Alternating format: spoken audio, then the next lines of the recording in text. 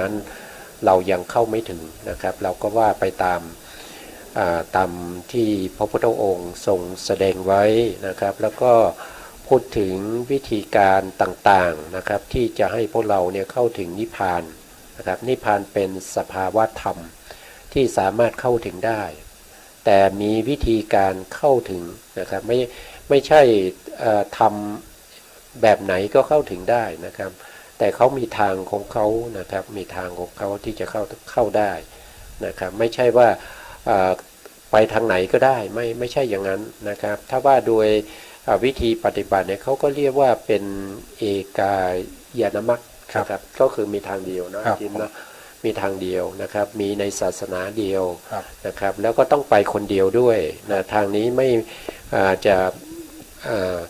ให้ใครมาชักจูงไปไม่ได้นะต้องเดินเองนะต้องเดินเองมีในศาสนาเดียวนะครับมีในศาสนาพุทธเท่านั้น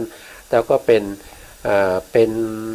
ทางที่พระสัมมาสัมพุทธเจ้าเป็นผู้ชี้บอกคนชี้บอกก็มีคนเดียวนะครับมีคนเดียวนะครับไม่มีใครไม่มีหลายคนนะครับแต่ที่เป็นพระอรหันต์หรือว่าเป็นอาจารย์หรือว่าเป็นตำราเป็นปริยัติทั้งหลายเนี่ยก็มาจากพระสัมมาสัมพุทธเจ้านั่นเองนะครับถ้าไม่มีพระสัมมาสัมพุทธเจ้านะครับพระธรรมคำสั่งสอนที่จะชี้ทางให้เราเดินเนี่ยมันก็ไม่มีเหมือนกันนะครับพวกนี้มาจากบุคคลคนเดียวนะเป็นบุคคลเอกนะครับเป็นบุคคลเอกหาใครเปรียบเทียบไม่ได้นะไม่มีใครที่จะสามารถมาเปรียบเทียบกับพระพุทธองค์ได้ไม่ว่าจะว่าโดยศีลนะไม่ว่าจะว่าโดยสมาธิหรือปัญญาหรือว่าโดยคุณธรรมหรือว่าโดยการให้ทานเนี่ยไม่มีใครที่จะเสมอเหมือนกับพระพุทธเจ้าได้นะครับพระพุทธเจ้ากว่าจะได้เป็นพระพุทธเจ้าเนี่ยท่านได้บำเพ็ญบารมีนะครับเสียสละทุกอย่างนะครับเพราะว่าหนทางนี้จะต้องเดินอย่างนี้นะครับถ้าใครอยากจะเป็นพระพุทธเจ้าเนี่ยจะไม่เดินทางนี้ไม่ได้นะครับการบำเพ็ญบารมีก็ต้องบำเพ็ญถึง3ระดับด้วยกันนะครับตั้งแต่บารมีนะครับ1ก็คือบารมี10 2ก็คืออุปบารมีนะครับอุปบารมีแล้วก็ปรมัตถบารมีนะครับต้อง3ระดับด้วยกันนะครับรวมแล้วก็จะเป็น30แล้วก็จะต้องมีมหาบริจาคทั้ง5ประการด้วยนะครับถึงกว่าจะได้เป็นพระพุทธเจ้านะครับไม่ใช่ง่ายๆไม่ใช่อยากจะเป็นก็อธิษฐานแล้วก็นอนรอพรุ่งนี้ก็ได้เป็นไม่ใช่เป็นอย่างนั้นไม่ได้นะครับมันไม่ได้เป็นอย่างนั้นนะครับครั้งที่แล้วเราก็พูดถึงวิธีการที่จะเข้าสู่ในเรื่องของให้จิตเกิดขึ้นมาแล้วมีนิพพานเป็นอารมณ์นะเป็นอย่างไรเนาะเราก็มีอารมณ์อยู่ทั้งหมด6อย่างที่เราเรียกว่าเป็นวิปัสสนาภูมินะครับวิปัสสนาภูมิก็จะมี1ก็คือขันธ์5นะ1ขันธ์5 2ก็คืออายตนะนะครับ3ก็คือธาตุ4คืออินทรีย์5คือสัจจะ6ก็คือปฏิจจสมุปบาทตอนนี้เรากำลังอยู่ที่ปฏิจจสมุปบาทนะครับนะวันนี้อาทิตย์ก็มาร่วมรายการนะครับวันนี้ก็จะได้มาช่วยกันนะครับมาช่วยกันพูดถึงในเรื่องของปฏิจจสมุปบาทในองค์12นะครับนะอาทิตย์มีอะไรจะคุยกับท่านผู้ฟังก่อนไหมครับอยากถามอาจารย์ว่าเมื่อกี้ก็อาจารย์พูดถึงเรื่องเอกายมรรคเนี่ยตกลงจริงๆคือวิปัสสนาใช่ไหมครับยังไม่ถูกวิปัสสนาคือการปฏิบัติในพระพุทธศาสนาเราเนี่ยก็จะมีอยู่แค่2อย่างนะครับอย่างที่1ก็คือเขาเรียกว่าสมถะภาวนานะครับหรือว่าสมถะกรรมฐานเนาะและอีกการนึงก็คือวิปัสสนาวิปัสสนาก็คือการกำหนดรู้สภาวธรรมของนามรูปตามความเป็นจริงที่เขาเป็นอยู่ครับนี่คือเอกายมรรคตรงนี้ใช่ไหมถ้าพูดถึงทางนะครับก็ใช่ครับก็ใช่มีทางนี้ทางเดียวอ่ะมีทางนี้ทางเดียวนะครับมันไม่มีทางอื่นนะมันไม่มีทางอื่นนะตอนนี้เราเข้าสู่เนื้อหาครั้งที่ต่อจากครั้งที่แล้วนะครับต่อจากครั้งที่แล้วเนี่ย ครั้งที่แล้วก็พูดถึงเรื่องขององค์ธรรมของปฏิจจสมุปบาทนะแล้วก็ในเรื่องขององค์ธรรมองค์ที่หนึ่งก็คืออวิชชานี่ก็ได้พูดไปแล้วก็คืออวิชชาเนี่ยคือความไม่รู้8อย่างนะครับก็เยอะก็องค์ธรรมก็คือได้แก่โมหะเจตสิกนะอยู่ในอกุศลจิตอยู่ในอกุศลจิต12นะครับเราเห็นว่านะครับจิตทั้งหมดเนี่ยเท่าไหร่นะ121โทษครับ121นะ121แต่มีอกุศลจิตแค่12ดวงเองครับแต่ทำไมมันเกิดกับเราบ่อยเหลือเกินส่วนใหญ่เป็นส่วนใหญ่เป็นส่วนใหญ่เลยนะครับมันเกิดกับเรามากมายนะมันส่วนเกือบน้อยมากครับว่าโดยกุศลนี่ก็ยังมีเยอะกว่านะมีมหากุศลนะแล้วก็มีรูปกุศลมีแล้วก็มีรูปกุศลแล้วก็มีมรรคอีกนะครับพวกนี้เป็นฝ่ายที่เป็นกุศลนะเป็นฝ่ายที่เป็นกุศลมีเท่าไหร่มีถึงมีลบออก12ไม่ใช่มันจะเป็นวิบากไปก็8บวกกับรูป15บวกอีก4ก็เป็น21กุศลมีอยู่21นะแต่อกุศลมีอยู่12นะครับนะเอารูปให้ท่านก็มาดูแผ่นชาร์ตนิดนึงนะครับอกุศลเนี่ยมีอยู่12ดวงนะครับมีอยู่12ดวงนี้นะครับมีอยู่12ดวงนี้แต่กุศลเนี่ยมีตรงนี้8นะครับเนี่ยตรงนี้มี8นะครับแล้วตรงนี้มีอีก5ก็เป็น13สีเหลืองนี่นะครับสีเหลืองนี่เป็นกุศลนะแล้วมีนี่อีก4นะเป็น17เป็น17แล้วก็มีนี่อีก20ถ้าว่าโดยพิสดารก็20ใช่ไหมถ้าว่าโดยย่อก็เหลือแค่4ครับ4บวกเข้าไปก็เป็น21ดวงเมื่อจิตที่เป็นกุศลเนี่ยมี21นะครับมี21มากกว่าจิตที่เป็นอกุศลมี12นะครับแต่ว่าอกุศลนี่เกิดมากนะครับเกิดกับเรามากมายเราไม่ถ้ามหากุศลเกิดกับเราบ่อยๆนี่ก็ดีเนาะนะครับก็จะได้พ้นทุกข์เร็วๆนะครับแต่เนี่ยอกุศลเกิดบ่อยเหลือเกินนะครับวันนี้ก็ฝากให้พวกเราช่วยกันคิดนะครับว่าจะทำยังไงดีนะครับแต่เราจะได้มีมหากุศลเกิดบ่อยๆครับต้องที่เขาที่แล้วบอกว่าต้องมีโยนิโสครับใช่ก็ต้องมีโยนิโสนี่เป็นบุพนิมิตก็คือเหมือนกับผ้าที่จะขึ้นก็ต้องมีแสงเงินแสงทองโผล่ขึ้นมาก่อนต้องฝึกอาจารย์ครับเพราะฉะนั้นโยนิโสก็เหมือนกับแสงเงินแสงทองของพระอาทิตย์ในตอนเช้าที่กำลังจะขึ้นนั่นแหละครับเปลี่ยนจากอกุศลเป็นกุศลครับผมไม่อาทิตย์มันต่ำไปหน่อยมั้งนะครับไม่ค่อยได้ยินนะครับผมครับแล้วก็โยนิโสมนสิการเนี่ยเป็นธรรมที่มีเขาเรียกว่ามีคุณมากมีคุณมากนะครับถ้าไม่มีโยนิโสมนสิการก็อกุศลเกิดตลอดครับผมทีนี้เราก็ผ่านอวิชชาไปก่อนนะอวิชชาเป็นปัจจัยให้เกิดสังขารนะครับสังขารในที่นี้เราก็คุยกันไปแล้วก็คือได้แก่บุญญาภิสังขารบุญญาภิสังขารอเนญชาภิสังขารหรือบางครั้งเนี่ยอาจจะว่าอีกบางในเขาอาจจะพูดถึงกายสังขารนะกายสังขารวจีสังขารแล้วก็จิตตสังขารแต่องค์ธรรมจริงๆก็คือได้แก่ตัวเจตนาเจตสิกที่ในอกุศล12ครับก็ได้แก่ตัวเจตนาเจตสิกนะครับได้แก่เจตนาตัวเดียวนะครับเจตนาคืออะไรเจตสิก52แต่เจตนาเนี่ยตัวเดียวเนี่ยเป็นตัวกรรมนะเป็นตัวกรรมนะทีนี้มันถ้ามันอยู่ใน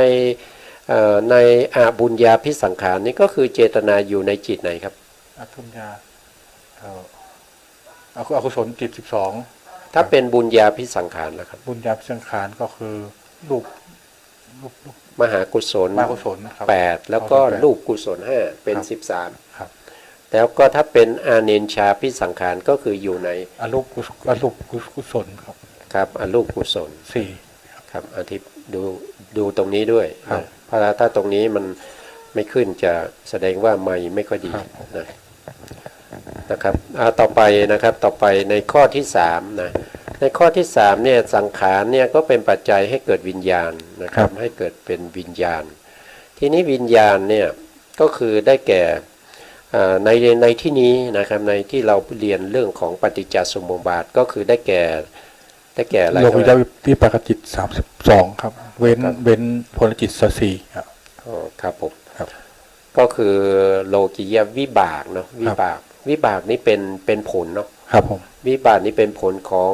กุศลและก็อกุศลครับนะครับมีอยู่32นะมีอยู่32นะครับก็คืออะไรบ้างก็คือตรงนี้ครับอะไรบ้างอเหตุกะจิตอเหตุกะวิปากจิต15มหาวิปากจิต8แล้วก็นาคตะวิปากจิตอีกเท่าไหร่9ครับ9ครับผมพวกนี้รวมกันก็จะเป็น32นะครับเราก็จะเรียกว่าพวกนี้คือวิญญาณแต่วิญญาณนี้เป็นผลนะมาจากเหตุอะไรก็คือมาจากเหตุที่เป็นกุศลอกุศลเจตนาสังขาร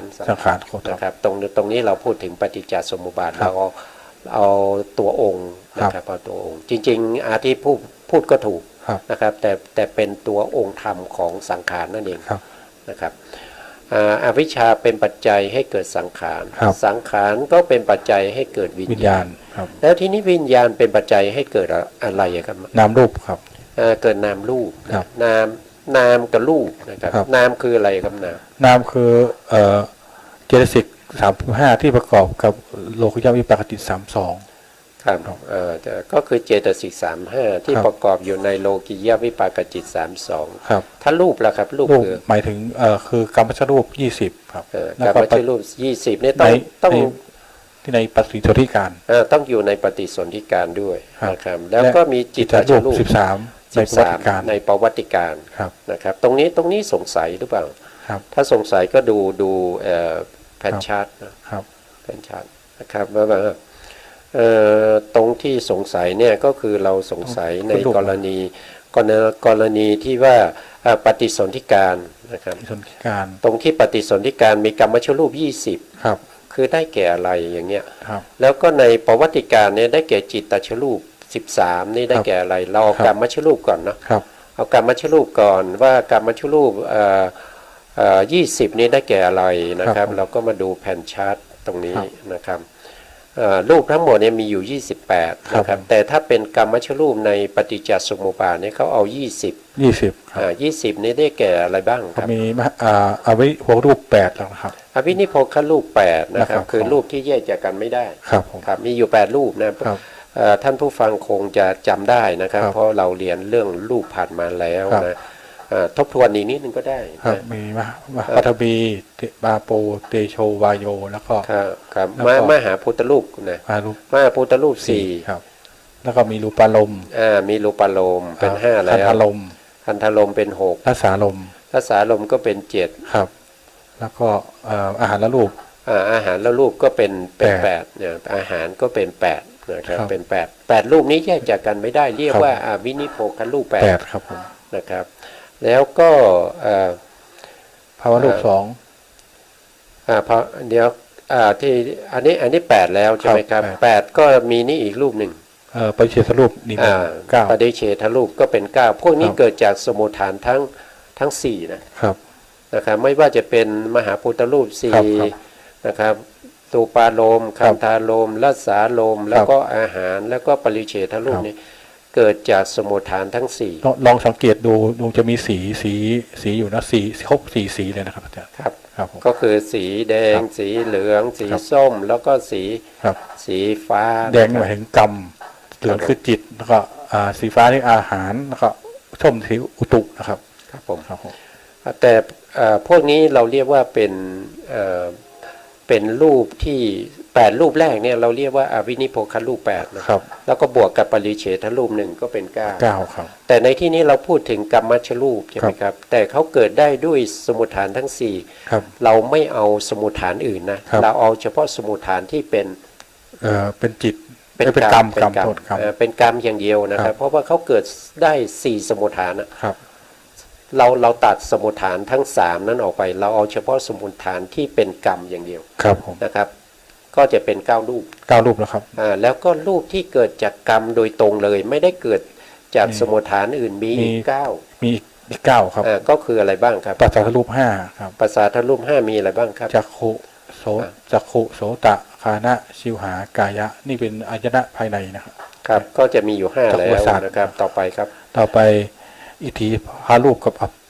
ปุริสภาวะรูปครับ ครับ เป็น 7บวกตรงนี้อีก2ก็เป็น7แล้ว ครับหัตถยรูปครับ หัตถยรูปก็เป็น8 ครับแล้วก็ชีวิตรูปอีกหนึ่ง ก็เป็น9 ครับ นะครับ 10 9บวก9ก็เป็น 18 ครับ ได้เป็น18ตรงนี้แล้วนะค ครั รับ บ แต่ แต่ ในที่นี้เขาบอกว่ามี20 20ครับเพิ่มทั้งคู่ร่างครับนั่นนะ เพิ่มลัคนารูป4ครับผม ลัคนารูป4นี้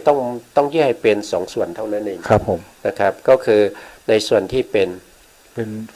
ลักษณะการเกิดนะค ครั รับบ ลักษณะการเกิดก็คือเอาอุปัจจยะกับ กับสั สั น น ต ต ติ ติ ครับ รวมกัน ครับเป็น1แล้วครับ รวมกันเป็น1แล้วก็ มี ชลตากับ ชาตากับ อนิจจตา อนิจจตาร วมกันเป็นหนึ่ง ครับ เพราะว่า ผม เขามีลักษณะเหมือนกันก็ ครับ คือเป็นลักษณะที่กำลังดับไป ครับ นะครับกำลังเสื่อมไปหรือดับไปเนี่ยนะค ครั รับ บ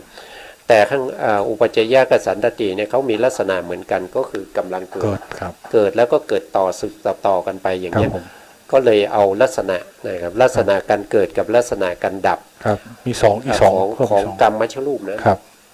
ของกรรมชรูปทั้งหลายเหล่านี้นะครับ มีลักษณะการเกิดแล้วก็ลักษณะการดับด้วย ครับ ก็เอาลักษณะการเกิดและดับเนี่ยมาบวกกับกรรมชรูป18เข้าไปอีก ครับเป็นกรรมรูปทั้งหมด12ครับ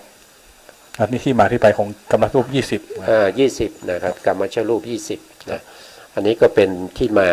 ที่เราพูดถึงนะครับที่เราพูดถึงตรงนี้ว่ากรรมชรูปตรงนี้ในปฏิสนธิการเนี่ยเขาบอกว่ามี20เนี่ยคืออะไรบ้างนะครับ เราก็ได้ชี้แจงไปแล้ว ครับผม นะครับว่ามี20ตามนี้นะครับ ต่อไปก็พูดถึงจิตตชรูปค ครั รั บบ รูปอีกตัวหนึ่งครับ จิตตชรูปนี่มีอยู่13ในประวัติการนะครับเกิดในประวัติการ ครับ นะครับ อันดับแรกนี่จิตตชรูป13นี่เราก็เอา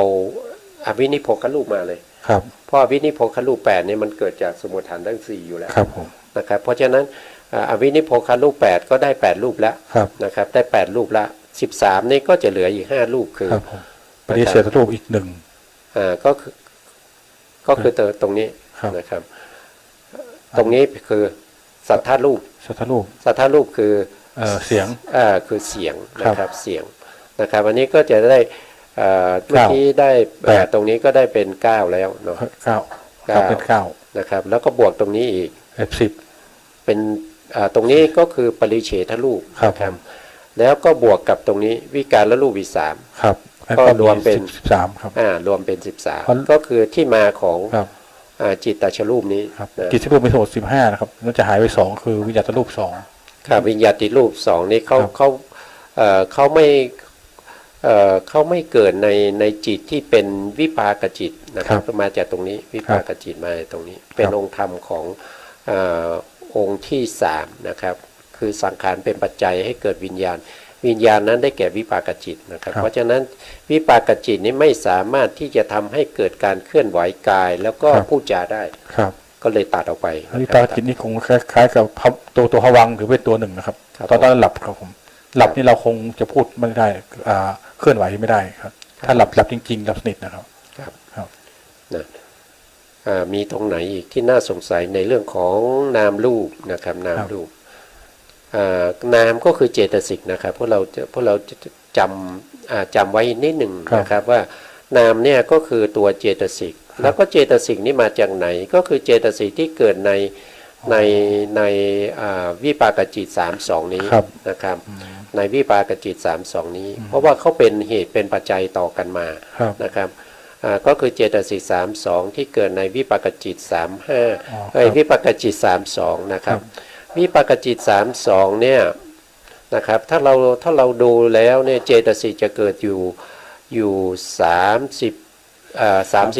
35นะครับเพราะฉะนั้นเราก็มาดูว่า35ของเจตสิกนี่มีอะไรบ้างนะครับ นั่นนี่ครับ นี่อันนี้คือเจตสิกเรากำลังหาเจตสิก อ๋อครับ หาเจตสิกนะครับเจตสิกสัพพจิตตสาธารณเจตสิกนี้เท่าไหร่ มีอยู่7 ดวง มีอยู่7 ดวงนี้เขาเข้าได้หมดเลย ครับ นะครับเข้าได้หมดเลยวิตกวิจารณ์ก็เข้าได้ ครับ นะครับถ้าเป็น เก้าม หา ครับ ถ้าเป็นมหากุศลใช่ไหม ครับครับ มหากุศลเนี่ยวิตกวิจารณ์ก็เข้าได้ ครับ ทิโมกข์ก็มี ครับ นะครับวิริยะก็มี ครับ ปิติก็มีฉันทะก็มี เพราะฉะนั้นรวมแล้วอัญญสมานะเจตสิก13เนี่ย ครับ สามารถเกิดในวิปากจิตได้ ครับ นะครับก็จะเกิดในวิปากจิตได้ ครับ ทีนี้อกุศลและจิต14อกุศลเจตสิก14เนี่ยเกิดในวิปากจิตได้ไหม เอ่อ ไม่ ไม่ได้เหรอ ไม่ได้เขาจะเกิดเฉพาะในอกุศลจิตเท่านั้น อ๋อครับครับ เขาไม่เกิดในวิปากจิตนะครับ ผม เพราะฉะนั้นก็ตัดออกไปเลยตรงเนี้ย ครับ ตัดออกไปไม่เอานะครับอกุศลเจตสิก14นี่ไม่สามารถเกิดในวิปากจิตได้ ครับ ครับจบไปตรงนี้นะครับ เราได้มาเฉพาะ13 ดวงอยู่ ครับ นะ ผม ทีนี้ก็มาดูต่อในส่วนที่เป็นโสภณะเจตสิก25เนี่ย ครับ สามารถจะเกิดในวิปากจิตได้กี่ดวง ได้ นะครับ เหลือ อัน เหลือ อันอันแรก 22 นะครับอันแรกเกิดได้ที่เราก็ให้เขาเกิดได้ทั้งหมดเลยนะครับ ส่วนนี้เราเรียกว่าอะไรสีเหลืองๆนี่ สีเหลืองนี่โส โส นะ ภณะ สานะเจสิก โสภณะสาธารณะเจตสิก19นี่เกิดได้ ครับ นะครับบวกกับเมื่อกี้13 ครับเป็น32 บวกกับ19เป็น 32 32แล้ว ครับ นะครับ32แล้วก็ปัญญาเกิดได้ไหม ได้ ปัญญาก็จะเกิดแก่วิปากจิตได้นะค ครั รับบ ที่เป็นมหาวิบากที่เป็นญาณสัมปยุต ครับผม นะครับก็จะเกิดได้ก็จะเป็นเท่าไหร่ 33เหลืออีก2 33นะครับแล้วก็กรุณากับมุทิตาเนี่ยเขาเกิดในวิปากจิตที่เป็นรูปาวจรวิบากได้ ครับ เพราะว่าเวลาเจริญในเรื่องของพรหมวิหารสี่ ครับ เขาก็สามารถที่จะเจริญในเรื่องของเมตตากรุณามุทิตาแล้วก็อุเบกขาได้ ครับ นะครับ เป็นทั้งหมดก็จะเป็น35สรุปก็คือโสนะเจสิกมีทั้งหมด25เอาออก3คือวิรติ3ครับ เว้นวิรติสาม เว้นวิรติ นะครับ 3 เพราะฉะนั้นเจตสิกพวกนี้รวมกันแล้วก็เป็น35 แต่เราเอาแค่25เอาแค่22เว้นวิรติไป3เว้นวิรติไป3 ครับ นะครับอันนี้ก็เป็นเจตสิกที่เกิดในจิตที่เป็นวิบากทั้งหลาย ปาฏิ32วิปากจิต32ครับ ครับ ถูกต้องครับต่อไปนะครับต่อไปเราก็ถ้านามรูปเนี่ยนามรูปนี้เป็นปัจจัยแล้วให้เกิดอะไรครับ เปิดสลายชนะครับ เกิดเป็นสลายตนะ อาจารย์ครับถ้า ครับ ขอถามหน่อยนามรูปปกติเราหมายถึงถ้าในเจริญไปปฏิบัตินามรูปหมายถึงจิตด้วย แต่ตอนนี้เขาแยกออกไปวิญญาณไปเป็นจิตอย่างเดียวเหลือนามรูปเป็นเจตสิก มันอยู่ที่ว่าพระพุทธองค์ทรงแสดงโดยในไหน ครับ การที่จะแสดงในไหนเนี่ยก็ขึ้นอยู่กับบุคคลผู้ฟังธรรม ครับ นะครับบุคคลผู้ฟังธรรมเนี่ยเขาสะสมอัธยาศัยมาในลักษณะไหน ครับ นะครับเพราะว่าในการปฏิบัติวิปัสสนาเนี่ยอารมณ์ของวิปัสสนาก็จะมีอยู่6อย่างที่เราพูดถึงนะครับที่เราเรียกว่าเป็นวิปัสสนาภูมิ ครับ นะครับหนึ่งก็คือขันธ์ห้า ครับ 2คืออายตนะ12 ครับ 3คือธาตุ18 ครับ 4คืออินทรีย์22 5คือ ปฏิ สัจ บัติ จะ4นะครับ ปฏิบัติ 6ก็คือปฏิจจสมุป โอบ าท เคครับ นะครับแล้วก็ปฏิจจสมุปบาทเนี้ยเป็นอารมณ์ของวิปัสสนาของพระสัมมาสัมพุทธเจ้าด้วย ครับ วันที่วันเพ็ญเดือน6นะครับวันวิสาขะนะครับเมื่อพระพุทธเจ้าของเรายังเป็นพระโพธิสัตว์อยู่นะครับก็ใช้การพิจารณาปฏิจจสมุปบาทที่คนต้นโพ ครับ นะครับที่พุทธคยานะครับ ครับ แล้วก็ได้ตรัสรู้เป็นพระพุทธเจ้า ครับ นะครับก็ใช้ปฏิจจสมุปบาทนี้แหละเป็นอารมณ์นะครับ อ๋อ เป็นอารมณ์ ครับ นะครับแต่จริงๆถ้าเราพูดโดยความพูดโดยองค์ธรรมจริงๆแล้วก็คือขันธ์ห้านั่นเอง ครับ ขันธ์ห้าก็คืออายตนะ12นั่นเอง อ๋อครับ ใช่ไหมครับ อ๋อ ถ้าเราพูดตรงๆนะครับ ครับ ถ้าเราดูองค์ธรรมจริง ขันธ์ห้าก็คืออายตนะ12ครับนะครับก็คือขันธ์ห้าขยายมาเป็นอายตนะครับมองคนละมุม แล้วก็อายตนะ12ก็คือธาตุ18ก็คืออันเดียวกันครับผมนะครับแล้วก็ธาตุ18ก็คืออินทรีย์22ก็อันเดียวกันครับแล้วอินทรีย์22พวกนี้ก็จัดลงในอริยสัจสี่ก็ได้แค่ปฏิบัติได้แค่อริยสัจสี่ได้แก่ทุกข์สมุทัยสมุทัยนิโรธแล้วก็มรรคแค่นั้นเองนะครับแล้วก็ถ้าเราจัดเป็นการหมุนเวียนคือการเวียนว่ายตายเกิดนะครับการเวียนว่ายตายเกิดก็คือปฏิจจสมุปบาทนี่ครับปัจจัยทีนี้ปฏิจจสมุปบาทที่มีการเวียนว่ายตายเกิดนั่นก็คือการที่นำเอาขันธ์ห้ามาเวียนว่ายตายเกิดก็คือชาตินี้เรามีขันธ์ห้าตายแล้วไปเกิดอีกเราก็มีขันธ์ห้าอีกครับผมนะก็แยกออกมานะครับก็จะได้เป็นปฏิจจสมุปบาทออกมานะครับปฏิจจสมุปบาทก็จะมีว่าด้วยการก็ได้ทั้ง3การนะครับอดีตการปัจจุบันการแล้วก็อนาคตการนะครับอย่างเช่นยกตัวอย่างเช่นอวิชชากับสังขารนี่มันเป็นอดีตนะครับมันเป็นอดีตการถ้าว่าโดยวิญญาณนามรูปสลายตนะผัสสะเวทนาตัณหาอุปทานนะครับแล้วก็อุปทานแล้วก็ภพใช่ภพนี่มันมีเดี๋ยวนะครับวิญญาณนามรูปสลายตนะผัสสะเวทนาตัณหาอุปทานแล้วก็ภพด้วยนะครับภพพวกนี้เป็นปัจจุบันนะครับเป็นปัจจุบันแล้วก็ชาติชรามรณะนั่นเป็นอนาคตนะอนาคตครับก็คือหมายถึงว่าเมื่อเราทำกรรมอะไรมีภพชาติมีภพแล้วถึงจะไปเกิดครับมีภพแล้วก็ไปเกิดพอไปเกิดแล้วก็จะต้องแก่จะต้องตายนะครับก็จะเป็นการเวียนว่ายตายเกิดในวัฏฏะสงสารนะครับการพิจารณาปฏิจจสมุปบาทก็จะเป็นในลักษณะอย่างนี้นะครับก็ผมก็ได้ศึกษาในพระสูตรนะครับมีอยู่สูตรหนึ่งนะครับก็ไพเราะดีนะครับที่พระพุทธองค์ทรงแสดงไว้นะครับก็คือพระพุทธองค์ทรงตรัสว่านะครับตรัสรู้นะครับตรัสรู้อวิชชาโดยความเป็นทุกขสัจนะครับตรัสรู้อวิชชาโดยความเป็นทุกขสัจตรัสรู้เหตุเกิดแห่งอวิชชาโดยความเป็นสมุทัยตรัสรู้ความดับแห่งอวิชชาเป็นนิโรธสัจตรัสรู้ปฏิปทาให้เข้าถึงความดับอวิชชาเป็นมรรคสัจนะครับก็คือปฏิจจสมุปบาทแล้วก็พูดถึงในเรื่องของสัจจะด้วยอริยสัจสี่อริยสัจสี่ด้วยนะครับก็จะมีเพราะฉะนั้นพระพุทธองค์ในการที่พิจารณาในเรื่องของปฏิจจสมุปบาทก่อนที่จะตรัสรู้เนี่ยพระพุทธองค์ก็ใช้เวลาอยู่4ชั่วโมงนะครับในช่วงปลายเขาเรียกว่าเป็นปัจฉิมยามนะครับก็คือตั้งแต่ตี 2จนถึง6 โมงเช้านะครับก็ได้ตรัสรู้เป็นพระพุทธเจ้าก็ใช้ปฏิจจสมุปบาทนะครับใช้ปฏิจจสมุปบาทเป็นอารมณ์นะครับในการพิจารณาวิปัสสนานะครับโดยมีการโพธิปักขิยธรรมนั่นเองนะครับก็จะมีสติปัฏฐาน4นะครับสัมมาปัฏฐาน4อิทธิบาท4พละ5อินทรีย์5โพชฌงค์7แล้วมรรคมีองค์8นะครับโดยมีปฏิจจสมุปบาทนี้เป็นอารมณ์นะครับพิจารณาตามการเวียนว่ายตายเกิดของสัตว์ทั้งหลายนะครับ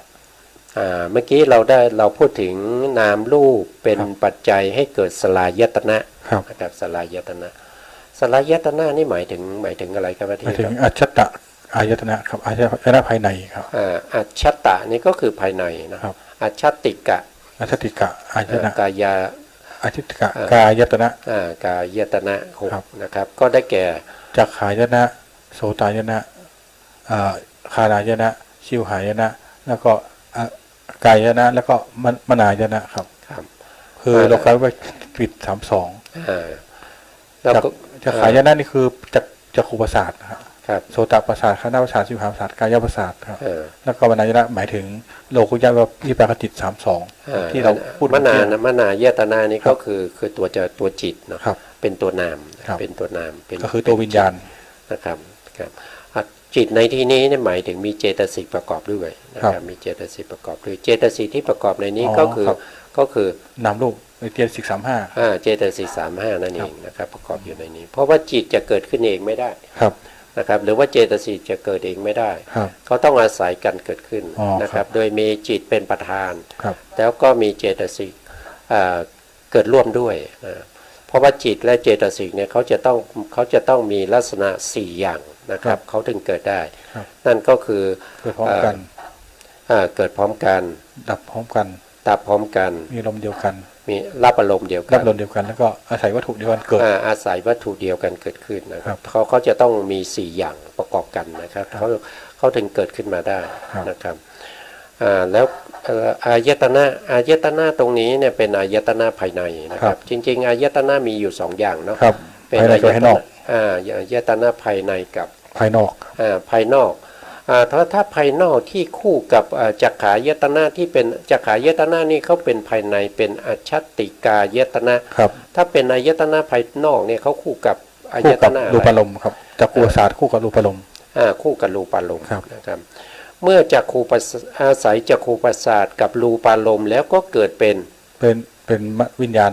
เกิดเป็นวิญญาณ ครับ วิญญาณก็คือจิตนะ จิตครับ วิญญาณก็คือจิตนะครับ จิตวิญญาณในที่นี้เราต้องเรียกว่าเป็น วิญญาณมนายนะครับท่าน เราต้องเรียกว่าเรามาจาก มาจา จั ก กขายตนะกับรูปารมณ์ต้องเป็นจัก เป็น ขูวิญญาณ จักขุ จักขูวิญญาณ ครับ นะครับเมื่อมีธรรมะ3อย่างก็คือจักขายตนะรูปารมณ์แล้วก็ จักขูวิญญาณ ขูวิญญาณก็ทำให้เกิดเป็น ผัสสะ ทำให้เกิดเป็นภาษา จักขุผัสสะสัมผัสสะ ภาษาที่เกิดจากจักขูก็จะเรียกว่า จักขุสัมผัสสะครับ จักขูสัมผัสสะนะครับ ครับ จักขูสัมผัสสะถ้าเป็นโสตาล่ะครับโสตายตนะในคู่กับอายตนะภายนอกอะไร คือสัทธารมณ์ สัทธารมณ์ก็คือ เสียงต่าง เสียงต่างๆ ๆ นะครับ ครับทำให้เกิดเป็นวิญญาณโสต โสตวิญญาณครับ โสตวิญญาณก็เกิดขึ้น ครับ นะครับธรรมะ3อย่างประชุมกันก็จะทำให้เกิดเป็น เป็นโสตสัมผัสสะ ก็จะเป็นโสตสัมปัสสะ ครับ นะต่อไปคาหน้าคู่กับอะไรครับ คณะคู่กับคันธารมณ์ครับ คันธารมก็คือก ลิ่นต่างๆ กลิ่นต่างๆธรรมะ2อย่างเกิดขึ้นกระทบกันแล้วทำให้เกิดเป็นคณะวิญญาณ คานาวิญญาณนะครับเมื่อมีคานาวิญญาณก็เป็นธรรมะ3อย่างประชุมกัน ครบ ทำให้เกิดเป็น คณะสัมผัสสะครับ ทำให้เกิดเป็นภาษานั้นเราเรียกว่าเป็น คณะสัมผัสสะ เรียกว่าคานะสัมปัสสะนะครับชิวหาแล้วครับ ชิวหานี่คือชิวหานี่นะคือชิวหาประสาทครับ ครับ คู่กับรักษาลมครับรสต่างๆ แล้วก็เกิดอะไรขึ้นครับ เกิดเป็นชิว ชิวหาวิญญาณครับ ชิวหาวิญญาณ ครับ เมื่อธรรมะ3อย่างประชุมกันก็จะเกิดเป็น ชิวหาสัมผัสสะครับ ก็เป็นชิวหาสัมปัสสะ ครับ นะครับถ้าเป็นกายแล้วครับ กายประสาทองค์ธรรมก็คือกายประสาทอายตนะภายในแล้วก็กระทบกับปฐวีเตโชวาโยโพธพายนะ โพธพาลมเนาะ โพธพาลมครับ โพธพาลมธรรมะ2อย่างเกิดขึ้นแล้วก็คือ เกิด กาย วิญญาณ กายายตนะกับโพธพาลมแล้วก็ทำให้เกิดเป็น กายวิญญาณ กายวิญญาณ ครับ ธรรมะ3อย่างประชุมกันเป็น กายสัมผัสสะ ก็เป็นภาษาก็เรียกว่าเป็น กายสัมผัสสะ เรียกว่ากายสัมปัสสะ ครับ นะครับต่อไปถ้าเป็นมนาม นายนะนี่องค์ธรรมก็คือต่อคือโลกยวิปากจิต32 ครับ แล้วก็ที่จะรู้ไปรู้ธรรมอารมณ์ครับ ครับ ตามสัญญาณที่เกิด ก็คือธรรมลมณ์กระทบกับมโนธาตุ มโนธาตุ มโน มนายนะ กระทบกับมโนทวารโทษทีมโนทวารมโนทวารก็คือได้แก่ภวังคจิตนะครับ ภวังคจิตนี้จะไม่ถึง32ครับ ภวังคจิตมีอยู่เท่าไหร่ มีอยู่16ครับเป็น19โทษครับ ครับมีอยู่19นะครับภวังคจิตนี่มีอยู่19นะครับแล้วก็ ธรรมารมณ์นี้กระทบกับภวังคจิต19ภวังคจิต19นั้นเรียกว่าเป็นเป็นมโนทวารนะครับมีอยู่ตรงไหนนะครับภวังคจิต19นะครับเราก็มาดูนิดหนึ่งนะครับมาดูนิดหนึ่งนะครับภวังคจิต19นะครับก็จะอยู่ตรงนี้2ดวงด้วยกันนะครับ2ดวงนี้เรียกว่าเป็นอกุศลวิปากอุเบกขาสันติรณะนะครับอุเบกขาสันติรณะ2ดวงนะครับที่เป็นอกุศลวิบากดวงหนึ่งแล้วก็เป็นอุเบกขาอเหตุกะกุศลวิบากอีกดวงหนึ่งสองดวงนี้นะครับแล้วก็มหาวิบากอีก8 ดวง8 ดวงก็รวมเป็น10แล้วครับต่อไปก็รูปวิบากอีก5 ดวงก็เป็น15และอรูปวิบากอีก4 ดวงครับก็เป็น19จิตทั้งหมดนี้เป็นจิตนำเกิดของสัตว์ทั้งหลายในที่วนเวียนว่ายตายเกิดใน31 ภูมิเนี่ยครับแล้วก็จิต19 ดวงนี้เป็นจิตที่ทำหน้าที่ภวังค์ด้วยนะครับในขณะที่ทำหน้าที่ภวังค์เนี่ยก็คือเขาไม่ได้ขึ้นวิถีนะครับเขาไม่ได้ขึ้นวิถีเพราะฉะนั้นในขณะที่ไม่ได้ขึ้นวิถีแสดงว่าเขาไม่ได้อยู่ในวิถีเขาไม่ได้อยู่ในวิถีเพราะฉะนั้นเขาจะเกิดดับไปเรื่อยๆนะครับแล้วก็รับอารมณ์ที่รับมาจากในมรณาสันนการในภพก่อนเมื่อใกล้จะตายเป็นอารมณ์นะครับเขาก็จะเกิดดับอยู่อย่างนี้แต่เมื่อมีธรรมารมณ์มากระทบกับภวังคจิตธรรมารมณ์ก็คืออารมณ์ที่นึกคิดทางใจนะครับการนึกคิดทางใจทั้งหลายนะครับมากระทบกับภวังคจิต19 ดวงนี้นะครับดวงใดดวงหนึ่งของแต่ละบุคคลนะครับพอมากระทบแล้วก็ทำให้ภวังคจิตเหล่านี้เกิดการหวั่นไหวแล้วก็ออกไปรับอารมณ์ใหม่ออกไปรับอารมณ์ใหม่นะครับอารมณ์ใหม่ที่ในภพนี้ไม่ใช่อารมณ์เก่าที่รับมาจากมรณะสันนการนะครับเมื่อรับอารมณ์ใหม่แล้วชวนาจิตก็จะเกิดขึ้นอีกนะครับก็จิตที่เป็นภวังคจิตหรือเป็นจิตที่ทำให้ออกจากวิถีทางมโนทวารเนี่ยก็จะมีอยู่19 ดวงนะครับ19 ดวงไม่19 ดวงมาจากไหนก็คืออยู่ใน32นี่แหละนะครับอยู่ใน32นี้นะครับเพราะนั้นธรรมารมณ์กระทบกับภวังคจิตเสร็จแล้วก็ทำให้เกิดเป็นมนายตนะมันเกิดเป็นมนายตนะในที่นี้อาจจะเป็นก็มีมนายตนะเนี่ยคือเข้าหมายถึงวิปากจิต32เนาะก็คือจิต32 ดวงนี้ยกเว้นพูดง่ายๆยกเว้น10เข้าดวงนั้นไปที่ทำหน้าที่ภวังค์ไปนะครับอันนั้นก็จะเป็นอะไรเป็นมนายตนะนี้นะครับเพราะฉะนั้นธรรมะก็จะครบ3แล้วก็คือภวังคจิตเป็นทวารเนาะเป็นทวารเพื่อที่จะออกไปรับอารมณ์ใหม่กับธรรมารมณ์ที่มากระทบกับภวังคจิตแล้วก็เกิดเป็นมนายตนะนะครับก็จะได้3อย่างแล้วเมื่อครบ3อย่างแล้วก็จะเกิดเป็นผัสสะเกิดเป็นผัสสะเราก็จะเรียกว่าเป็นมโนสัมผัสสะก็เป็นมโนสัมผัสสะเพราะว่าเกิดทางใจเกิดทางใจอันนี้ไม่ได้เกิดมาจากการเห็นนะครับไม่ได้เกิดจากการได้ยินไม่ได้เกิดจากการได้กลิ่นได้รสได้สัมผัสแต่เกิดทางใจตรงๆเลยใช่ไหมอย่างในขณะที่เรากำลังหลับอยู่เนี่ยพอถึงเวลาตอนเช้ามาเราก็ตื่นเนี่ยไม่มีใครมาปลุกเนี่ยไม่มีใครมาปลุกว่าให้เราตื่นใช่ไหมเราตื่นขึ้นมาเองก็คือธรรมารมณ์ที่มากระทบกับภวังคจิตนั่นเองตอนตื่นนะครับในลักษณะอย่างนั้นแต่ถ้ามีคนมาปลุกมาเขย่าตัวหรือว่าเอาของตกพื้นดังๆเนี่ยอันนั้นก็คือเป็นทางปัญจทวารไปแล้วครับแต่อันนี้เป็นทางมโนทวารนี่เราตื่นเองนี่เราตื่นเองนะครับคิดนึกไปทางใจเองอย่างเราคิดถึงเพื่อนนี่ก็ไม่เห็นมีใครมาบอกให้เราคิดถึงเพื่อนคนนั้นหน่อยนะใช่ไหมก็เขารู้ทันใจเองครับเขารู้ทางใจเพราะฉะนั้นในที่นี้เนี่ยเราก่อนที่เราจะขออภัยนะครับก่อนที่เราจะผ่านสไลด์หน้านี้ไปนะครับเราก็ทบทวนนิดหน่อยนะครับ อวิชชานะครับสังขารวิญญาณนามรูปแล้วก็สลายตนะและผัสสะนะครับมันมี32มี6เหลืออีก6ครับผมก็จะเป็นปัจจัยซึ่งกันและกันครับเป็นอยู่ในอย่างเงี้ยเป็นวนไปเรื่อยๆครับครับก็เราก็ทบทวนในของปฏิจจสมุปบาทนะครับก็เราก็จะว่าตามนี้นะครับว่าอวิชชาเป็นปัจจัยให้เกิดสังขารครับสังขารเป็นปัจจัยให้เกิดวิญญาณให้เกิดวิญญาณเป็นปัจจัยให้เกิดนามรูปเป็นปัจจัยให้เกิดสลายตนะครับสลายตนะเป็นปัจจัยให้เกิดภาษะครับแล้วเนอะถ้าเราดูตามนี้ในเราได้มา6องค์นี้6องค์นี้ถ้าเราพูดถึงว่าเราจะละเนี่ยเราจะละอะไรได้บ้าง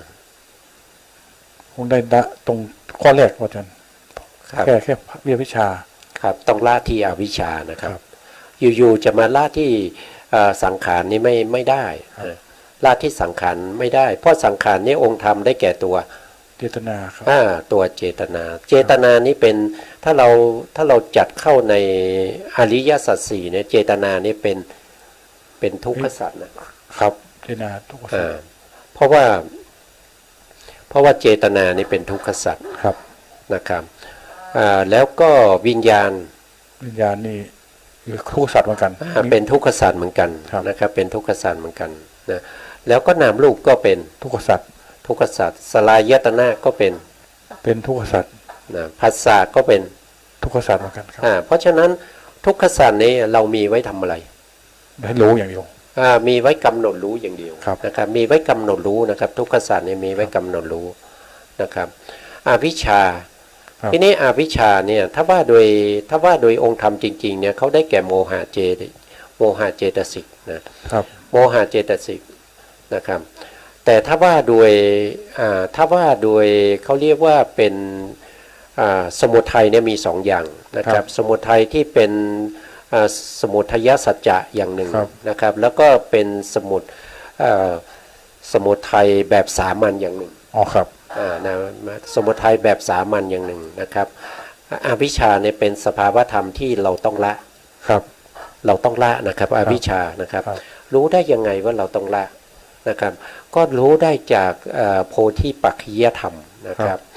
ในข้อที่1เป็นสติปัฏฐาน4ใช่ไหมครับสติปัฏฐาน4เนี่ยก็พูดถึงในการที่เอาสติไปตั้งอยู่ในฐานทั้ง4นะครับก็จะมีกายเวทนาจิตธรรมกายานุปัสสนาสติปัฏฐานเวทนานุปัสสนาสติปัฏฐานจิตตานุปัสสนาสติปัฏฐานแล้วก็ธรรมานุปัสสนาสติปัฏฐานครับแต่อวิชชาไม่ได้เป็นองค์ธรรมในเราในในสติปัฏฐานทั้ง4เนาะแต่อวิชชานี้มันจะมาอยู่ในสัมมาปัฏฐาน4ซึ่งเป็นโพธิปัจขิยธรรมข้อที่2ไงสติปัฏฐาน4สัมมาปัฏฐาน4อิทธิบาท4นะครับมันอยู่สัมมาปัฏฐานสัมมาปัฏฐานก็คือมีความพยายามในการละอกุศลที่เกิดขึ้นแล้วอวิชชาเนี่ยเป็นอกุศลไหมครับเป็นอกุศลครับเราต้องมีความพยายามละอกุศลที่เกิดขึ้นแล้วนะครับอันนี้คือข้อที่1นะก็คือข้อที่1นะครับแล้วถ้าว่าโดยบาลีนะครับเดี๋ยวจะหาบาลีให้นะครับเพราะก็ไม่ค่อยจะก็จะเป็นในโพธิปัจขิยธรรม37ประการนะครับก็จะเป็นสัมมาปัฏฐาน4นะครับตรงนี้นะครับเราในสัมมาปัฏฐาน4เนี่ยก็จะมีถ้าว่าโดยบาลีนะครับก็เป็นอุปันนานังปาปะกานังปะหานายะวายาโมนะครับความหมายก็คือละอกุศลธรรมที่เกิดขึ้นแล้วนะครับอันนี้ก็คือต้องละอวิชชานะครับเพราะอวิชชาเป็นอกุศลธรรมนะครับเป็นอกุศลธรรมนะตัวอวิชชาเนี่ยเป็นอกุศลธรรมก็เข้าอยู่ในสัมมาปัฏฐาน4ในข้อที่1ก็คือ เมื่ออกุศลเกิดขึ้นอยู่ในใจของเรา เราก็ต้องมีความพยายามในการที่จะละอกุศลนะครับมันต้องละอกุศลก็คืออวิชชานี่แหละที่เราจะต้องละนะครับแต่สภาวะธรรมที่เป็นสังขารเป็นวิญญาณเป็นนามรูปเป็นสลายตนะแล้วก็เป็นภาษานี้เราต้องกำหนดรู้นะครับเพราะว่าเขาเป็นทุกข์เป็นทุกขสัตว์นะครับทุกขสัตว์ต้องกำหนดรู้นะครับอันนี้ก็ผ่านไปนะครับต่อไปก็จะไปในแผ่นชาร์ตที่2นะครับแผ่นชาร์ตที่2ก็เมื่อมีผัสสะนะครับเมื่อมีผัสสะที่เกิดทางตาทางหูทางจมูกทางลิ้นทางกายทางใจแล้วนะครับผัสสะนั้นก็เป็นปัจจัยให้เกิดเวทนาครับเกิดเป็นเวทนาแล้วทีนี้เวทนาที่เกิดทางตาเรียกว่าจักขุสัมผัสชาเวทนาจักขุสัมผัสสะชาเวทนานะครับจะมีคำว่าจักขุอยู่ข้างหน้านะครับแล้วก็เวทนาที่เกิดทางหูเรียกว่าโสตสัมผัสสะชาเวทนาโสตสัมผัสสะชาเวทนาถ้าเกิดทางจมูกล่ะคานะสัมผัสสะชาเวทนาครับก็คือคานะสัมผัสสะชาเวทนานะครับถ้าเกิดทางลิ้นครับชิวหาสัมผัสชาเวทนาครับชิวหาสัมผัสสะชาเวทนาถ้าเกิดทางกายกายะสัมผัสสะชาเวทนาครับแล้วก็ถ้าเกิดทางใจล่ะมโนสัมผัสสะชาเวทนาครับก็ในปฏิจจสมุปบาทนี้ก็คือได้แก่เวทนาเจสิกที่ในโลกิยะวิปากจิต32ครับก็ยังอยู่ในโลกิยะวิปากจิต32นะครับเวทนาเจสิกตัวเดียวนะครับก็คือตัวเวทนาตัวเดียวนะครับแต่เป็นเจตสิกนะครับแต่เวทนาตัวเดียวนี้เขาสามารถที่จะมีสภาวะธรรมถึง5อย่างด้วยกันถ้าว่าโดยอินทรีย์ครับผมนะครับก็คือได้แก่อะไร5อย่างทุกกายทุกขกายวิญญาณจิตก็คือเป็นทุกขทุกนั่นเองนะครับแล้วก็ทุกใจก็คืออะไรนะทุกใจจันทุกโทมนัสครับโทมนัสก็คือทุกใจครับต่อไปครับแล้วก็อุเบกขาก็คือความเฉยๆนะความเฉยๆแล้วก็สมนัสแล้วก็สมนัสก็คือสุขใจนะครับแล้วก็มีอีกอันหนึ่งสุขกายครับก็เป็นสุขกายวิญญาณจิตนั่นเองนะครับก็จะมี5อย่างนะครับก็จะมี5อย่างนะครับใน5อย่างเนี่ยตรงนี้เราไม่ได้พูดถึงไม่ได้พูดถึงการเสวยอารมณ์ของเวทนานะครับแต่พูดถึงว่าเวทนานี้เป็นผลของผัสสะเป็นผลของผัสสะเพราะผัสสะนี่เป็นปัจจัยให้เกิดเวทนานะครับเวทนาก็จะมีทั้ง6อย่างในเวทนา6ทาง6ทางนะครับเวทนา6ทางนี้ก็คือมาจากทวารทั้ง6นั่นเองครับผมก็คือมีจักขุทวารโสตทวารคานะทวารชิวหาทวารกายชิวหาทวารกายปัสสะทวารแล้วก็มโนทวารครับก็จะอยู่ในทวารก็แปลว่าทวารประตูแปลว่าประตูครับประตูที่ให้จิตและเจตสิกนี้เข้าออกนะครับเข้าออกไปรับอารมณ์ใหม่นะครับแต่คำว่าเข้าออกเนี่ยเป็นสำนวนเนาะครับจริงๆแล้วจิตเจตสิกเข้าออกไปจากตัวเราได้ไหมไม่ได้ไม่ได้นะครับไม่ได้เขาอยู่ในตัวเราเนี่ยอย่างเช่นจักขุเนี่ยจักขุวิญญาณนี่มันอยู่ตรงไหนจักขุวิญญาณที่เกิดอยู่ตรงในตรงนะจักขุประสาทใช่ครับเขาต้องเกิดที่จักขุประสาทนะครับจักขุวิญญาณต้องเกิดที่จักขุประสาทแล้วในเมื่อเขาเห็นเนี่ยเขาต้องอาศัยจักขุประสาทเป็นที่เกิดแล้วก็เห็นรูปารมณ์นะครับแต่เขาไม่ได้เกิดตลอดเวลานะครับเขาเกิดในกรณีที่ได้เห็นนะครับได้เห็นขณะที่เขาเห็นสีนั่นแหละเขากำลังเกิดนะครับแต่เมื่อสีนั้นดับไปก็แสดงว่าจักขุวิญญาณก็ดับไปแล้วนะครับจักขุวิญญาณก็ดับไปแล้วนะครับแต่สีนั้นเขาเป็นรูปสีนั้นจะมีอายุถึงจิต17ดวงนะครับเพราะฉะนั้นจักขุวิญญาณดับไปแล้วเนี่ยตัวที่จักขุวิญญาณเห็นคือสีเห็นด้วยการประจักษ์นะครับหลังจากนั้นเนี่ย จักขูวิญญาณดับไปแล้วก็จะมีสัมปติฉันนะเกิดขึ้น รับอารมณ์รับส่งอารมณ์ที สัมปติฉันนะเนี่ยก็มารับเอารูปารมณ์นั้น ครับ นะแต่รูปารมณ์นั้นไม่ใช่สัมปติฉันนะเห็นนะครับ สัมปติฉันนะเขาจะไม่เห็นนะ เรารับส่งเฉย เขารับอารมณ์มารับเฉพาะสีที่จักขูวิญญาณส่งมาให้ ครับ เสร็จแล้วเขาก็ส่งต่อไปให้ สันติรณะอีกทีสันติรณะ ส่งต่อไปให้สันติรณะอีกที ครับ สันติรณะก็ถือเอาอารมณ์ที่สัมปติฉันนะรับมานี้มาไต่สวนอารมณ์อีกที ครับ นะครับมาไต่สวนอารมณ์อีกทีหนึ่งนะเมื่อไต่สวนเสร็จเขาก็ส่งต่อไปให้แก่ ปัญจทวาลา ไม่ใช่ วชนะ มโน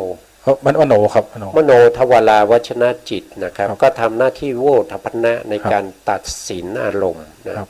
ในการตัดสินอารมณ์ก็จะมีการตัดสินด้วยเป็นอารมณ์ที่แรงหรือเปล่านะครับเป็นอารมณ์ที่ที่เป็นกุศลหรืออกุศลนะครับแล้วก็ตัดสินให้ชาวนาที่จะเกิดจากตัวเองเนี่ยเป็นกุศลและอกุศลด้วย ครับ นะครับการตัดสินอย่างนี้จะต้องมีโยนิโสมนสิการ หรือว่าอโยนิโสมนสิการ ครับ อยู่ในมโนทวาราวชนะจิตดวงนั้นด้วย ครับ นะครับถึงจะสามารถที่ทำให้ชาวนาที่จะเกิดต่อจากตัวเองนั้นเป็นกุศลหรืออกุศลนะครับแต่ถ้าเราว่าไปในที่เป็นอโยนิโสมนสิการเนี่ย ครับ จะเป็น เป็น เราไม่ต้องฝึกเนาะ ครับ มันมีอยู่แล้วนะครับ มันมีอยู่แล้วไม่ต้องฝึกเลยนะครับอโยนิโสมนสิการเนี่ยมันเป็นอกุศลอยู่แล้วอะ ครับ นะครับแต่ที่เป็นโยนิโสนี่ จะต้องเป็นขั้นให้กุศลเป็นกุศลนี่ต้องฝึกครับ ต้องฝึกนะครับ ต้องฝึกได้อย่างไรก็คือจะต้องมีข้อมูลมาก่อน ครับ ก็คือจะต้องมีการศึกษาเล่าเรียนจะต้องรู้เรื่องพระสูตรต่างๆนะครับ เอาไว้เป็นอะไรเปรียบเทียบนะบางครั้งเนี่ยมันจิตมันเป็นอกุศลเนี่ยเราก็เลิกถึงพระสูตรนั้นนะเลิกถึงพระสูตรนั้นก็เกิดศรัทธาเกิดการสาธยาย จิตเราก็จะเปลี่ยนแล้วเป็นกุศลแล้ว ครับ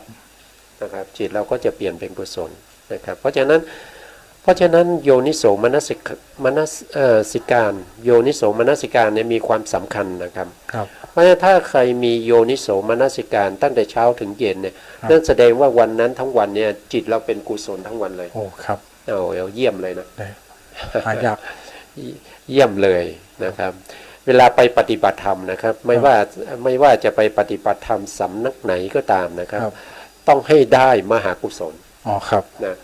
ต้องทำให้จิตของเรานี้เป็นมหากุศลแล้วก็ให้มหากุศลเนี่ยกำหนดรู้ในสภาวธรรมที่ควรรู้ ครับ นะครับ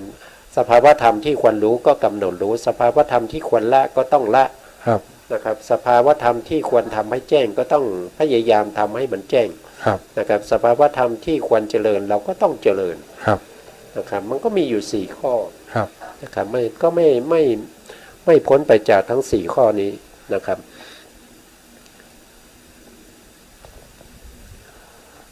ก็อันนี้ก็เป็นเวทนาเนาะ ครับ เวทนาที่อยู่ในวิปากจิต32 ครับผม นะครับเวทนาเป็นปัจจัยนี้ให้เกิดอะไรครับ เกิดพัฒตัณหาครับ เกิดเป็นตัณหาขึ้นมาอีกแล้ว ครับ เกิดเป็นตัณหาขึ้นมาอีกแล้วตัณหานี่มีเท่าไหร่ มีอยู่6 ตัณหา6ก็คือมาจากทวารทั้ง6เลย อ๋อ นี่ ครับ นะครับก็คือมาจากตัณหาที่มาจากทางตานะครับ ทางหู ตัณหาที่มาจากทางหู ทางลิ้นทางกายทางใจ ครับ ครับ ตัณหาที่มาจากทางตานี่เรียกว่า รูปตัณหา รูปะตัณหา ถ้ามาจากทางหู สัทธตัณหาครับ ถ้ามาจากทางเสียงคันทะตัณหา ก็ไม่ใช่ก็กลิ่นสิคันทะนะครับ มาจากทางกลิ่นนะค ครั รับบ มาจากทางกลิ่นก็คือคันทะนะแล้วก็มาจากทางรสนะครับ ทางรส หรือทางลิ้น ทางลิ้นก็คือรสตัณหา ถ้ามาจากทางกายล่ะ โผฏฐัพพะตัณหาครับ ครับโพธพาตัณหา ถ้ามาจากทางใจโดยนึกคิดขึ้นมาเป็นความอยากขึ้นมา ธรรมตัณหา ก็เรียกว่าธรรมตัณหา ครับ นะครับแล้วพวกนี้ก็จะเอาว่าโดยองค์ธรรมก็คือ โลภะเจตสิกตัวเดียวที่ในโลภะมูลจิต8ครับ ครับโลภะเจตสิกนะครับที่อยู่ในโลภะมูลจิต ครับ 8นะตัณหาเนี่ยเขาท่านบอกว่านะครับนอกจากตัณหา6แล้วก็ยังมีตัณหาถึง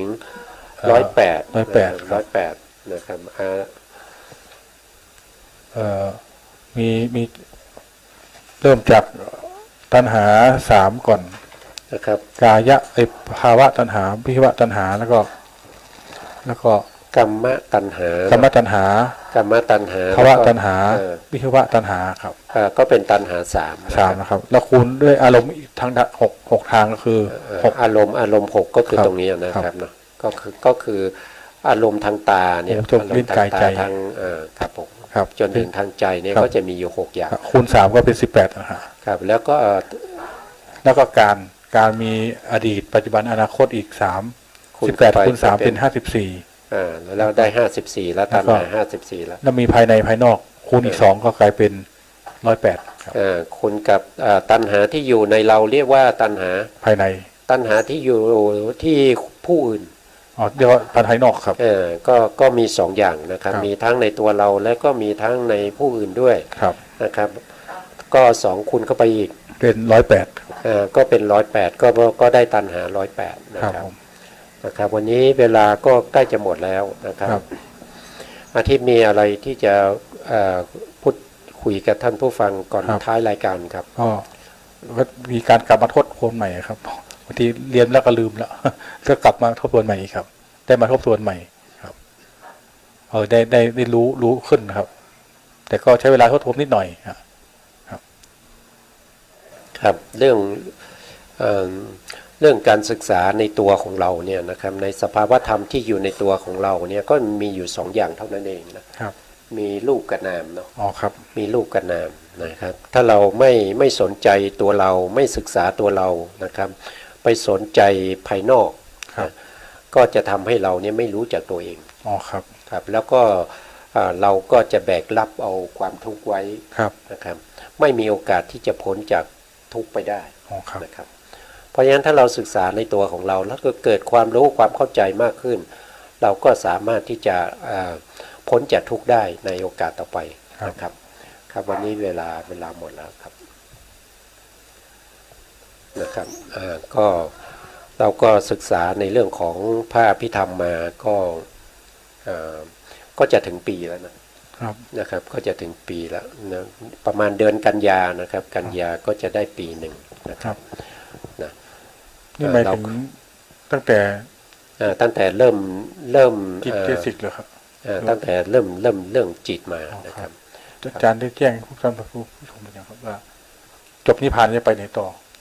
จบนิพพานก็จะไปเริ่มเรื่องจิตใหม่ครับจิตกับเจตสิกแล้วก็จะไปจุลโทต่อ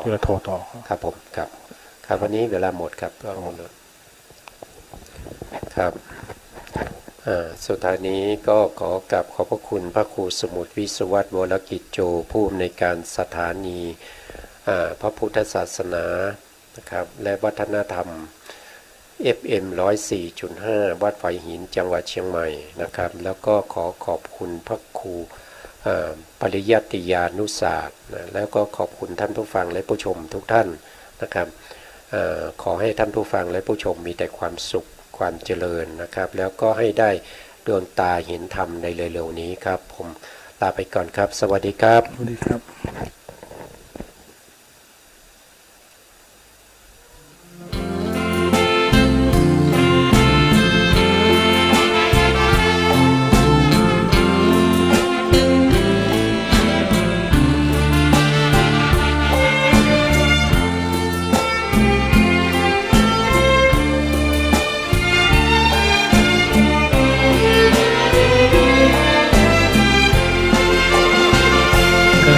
เกิดเป็นทุกข์